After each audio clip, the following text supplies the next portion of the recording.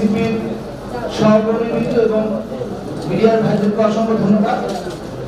আসলে নতুন বার্তা নিয়ে মানুষের কাছে হাজির হয়েছে। সেই অভ্যুত্থানের মধ্য দিয়ে বাংলাদেশের মানুষ প্রত্যাখ্যান করেছে এবং বাংলাদেশে যে পেশি শক্তির রাজনীতির চর্চা হয়েছে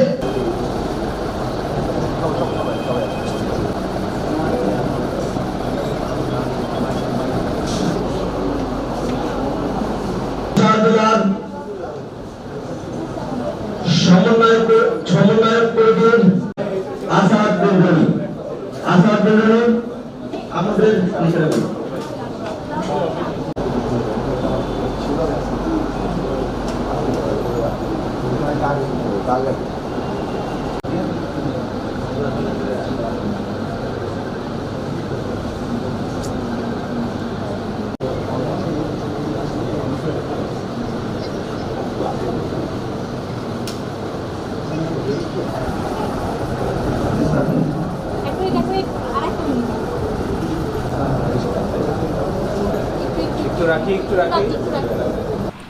এই হত্যার রাজনীতি আমরা চাইলে দেখি তো জুলাই অভ্যুত্থান হয়েছে নাকি? তো আমরা যদি সেই হত্যার রাজনীতি আবার ফিরে যাই তাহলে আসলে এই হাজারো শহীদ যারা তাদের তাজা রক্ত দিয়ে আমাদের নতুন একটা বাংলাদেশ দিয়েছে, তাহলে আমরা কি পেলাম? তো সেই জায়গা থেকে নাগরিক পার্টি পেশি শক্তির রাজনীতি নয়, নাগরিক পার্টি মানুষের জীবনের মান উন্নয়ন, কল্যাণ রাষ্ট্র গঠন এবং নীতির রাজনীতি করতে চাই।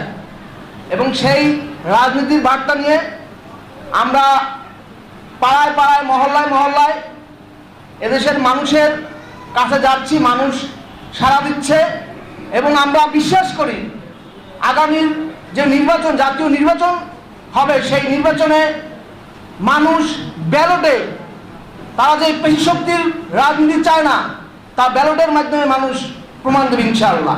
এদেশের মানুষ বিগত 54 বছরে যেই রাজনীতি চেয়েছিল যে তার জানমালের নিরাপত্তা পাবে, তার স্বাস্থ্যসেবার নিশ্চয়তা পাবে, তার যে নাগরিক অধিকার, সেই নাগরিক অধিকারের নিশ্চয়তা রাজনীতিবিদরা দিবে। কিন্তু 54 বছরে আমাদের বস্তাপচা রাজনীতিতে আমরা দেখেছি যেই রাজনৈতিক সংগঠনগুলো ক্ষমতা এসেছে তারা টেম্পো স্ট্যান্ড দখল করেছে, তারা বিভিন্ন মানুষের, সাধারণ মানুষের সম্পদ লুট করাই তাদের রাজনীতির লক্ষ্য এবং উদ্দেশ্য ছিল। এবং এনসিপি যে নতুন ধারার রাজনীতির কথা বলছে, সেই নতুন ধারার রাজনীতি হবে যে এদেশের মানুষের জীবন মান উন্নয়ন করাই এদেশের রাজনীতি, এদেশের এনসিপির রাজনীতির মূল লক্ষ্য এবং উদ্দেশ্য হবে।